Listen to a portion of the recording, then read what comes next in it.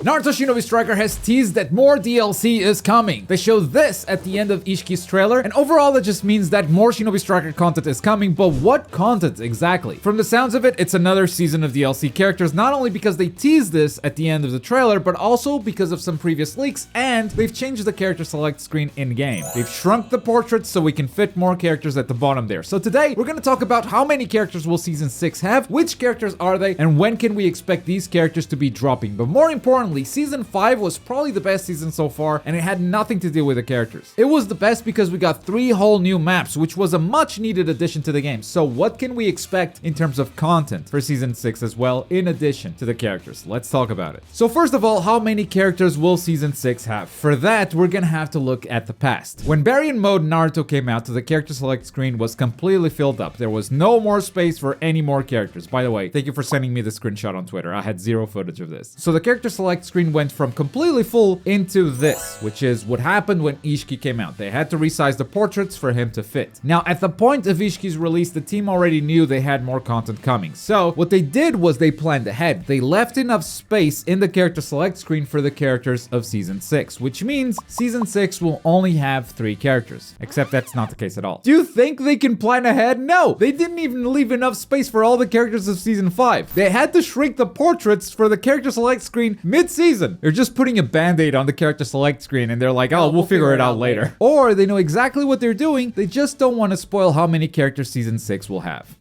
Smart. Because trust me, they know how many characters Season 6 will have, and they probably also know which characters are coming, like all of them. This stuff is planned way in advance, and at this point, they probably have made all the decisions already. Now, usually, games get less and less characters over time, but Shinobi Striker has been steady with 5 DLC characters ever since Season 3. Maybe Season 6 will be a turning point and we'll start getting less characters again, but for this video, I'm going to assume that we are gonna get 5 once again. Now, which 5 characters are coming in Season 6? I think one of them at least is very obvious. If this teaser at the end of Ishiki's trailer means anything, if it's teasing a character, it's obviously Kaguya. I think that is the most obvious Kaguya teaser I have ever seen. And I've predicted Kaguya to be a DLC character for about 2 seasons now. Maybe this time I'll finally be right. I mean, this time we actually have a teaser that hints at Kaguya, so this has to be it. As for the other 4 characters, I think they have been making an effort to always include at least one Boruto character. You could say that in Season 5 we got 3 of them, but one of them was Naruto,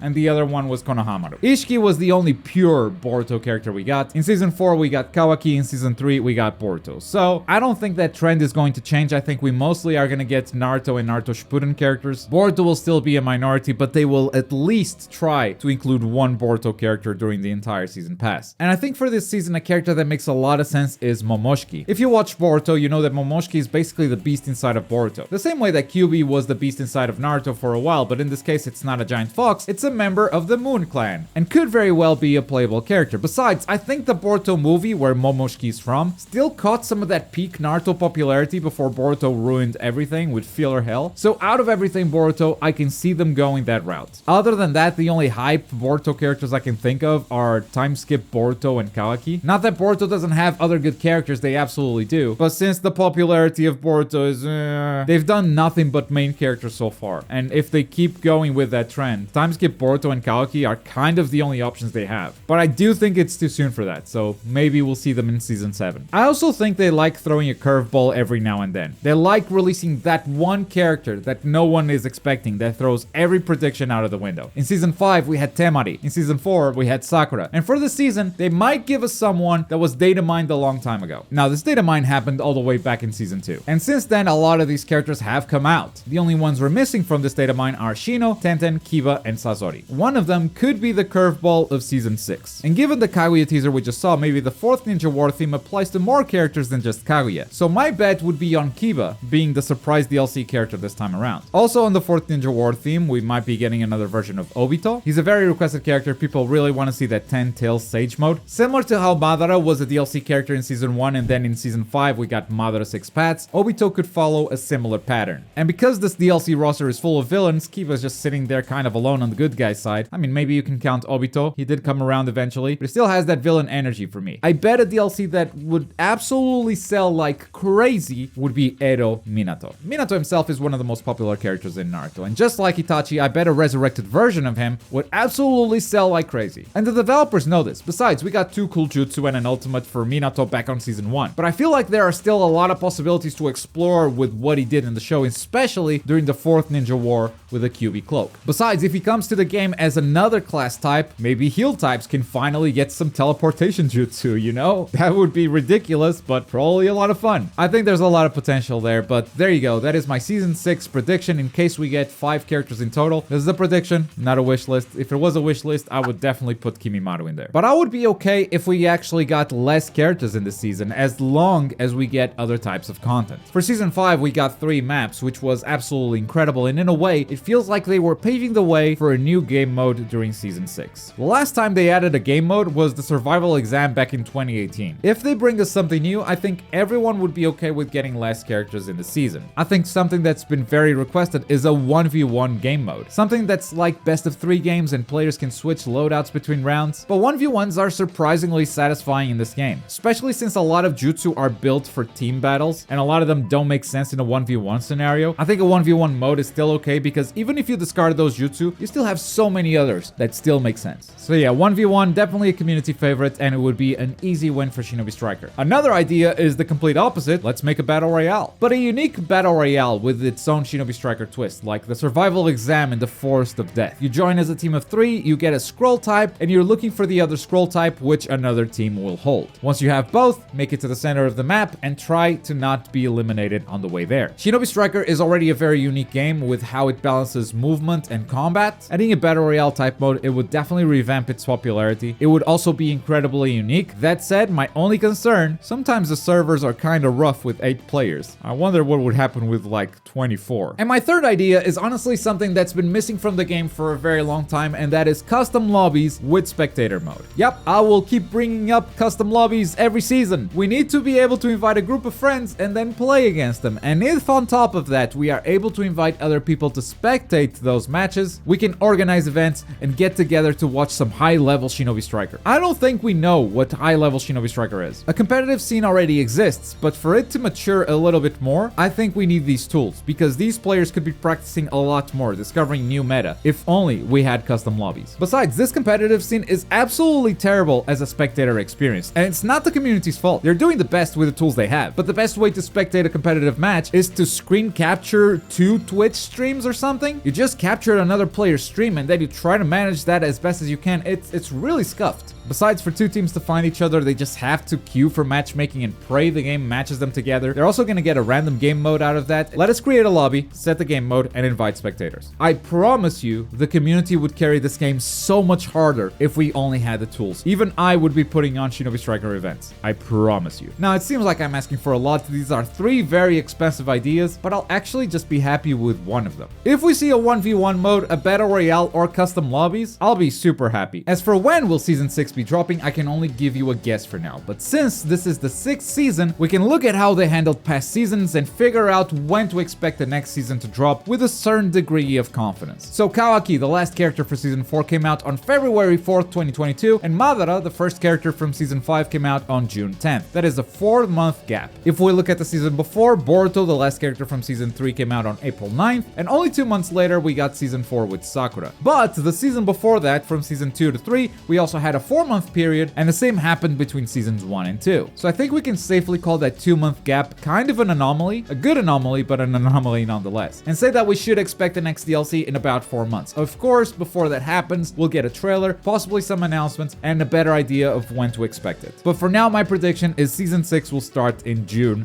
2023. They also like to tease us with a word for the season, or like a theme, like regeneration or legacy, which I still don't understand how those characters are legacy. What's the Temari legacy? It's the leg part. And of course, we'll be here reacting, keeping you up to date when that happens, so make sure you subscribe so you don't miss those videos. Until then, feel free to watch some very toxic loadouts using the latest DLC, Ishiki. I have made some very bad things, but karma also caught up to be in a big way. Bye.